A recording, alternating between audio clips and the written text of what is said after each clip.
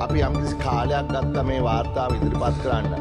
නොයෙකුත් කට්ටිය අපිට චෝදනා කරා පරක් වෙනවා කියලා. නමුත් අපිට පරිපූර්ණක වාර්තාවක් ඉදිරිපත් කරන්න අවශ්‍ය වුණා සියලුම ගරු මන්ත්‍රීතුමන්ලාගේ එකඟතාවය මත.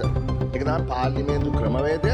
අපි අතිශයින් සන්තෝෂ වෙනවා කිසිම බෙදීමකින් තොරව සියලු මන්ත්‍රීන්ගේ එකඟතාවය මේට ලැබිලා තියෙනවා.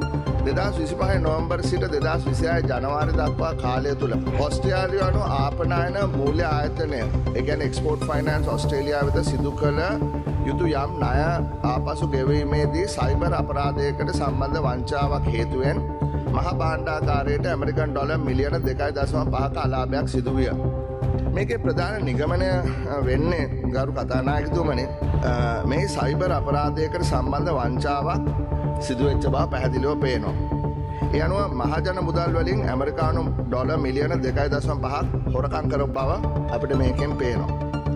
මෙම සයිබර් අපරාධය හා සබැඳි වංචාව සිදු කිරීම සඳහා අදාළ ආයතන තුළ කිසියම් අභ්‍යන්තර හවුල්කාරීත්වයක් හෝ කුමන්ත්‍රණයක් පැවතීද යන්න අපරාධ විමර්ශන ඇතුළු නීතිය බලාත්මක ක්‍රියාවලිය මගින් තීරණය කළ යුතුයි.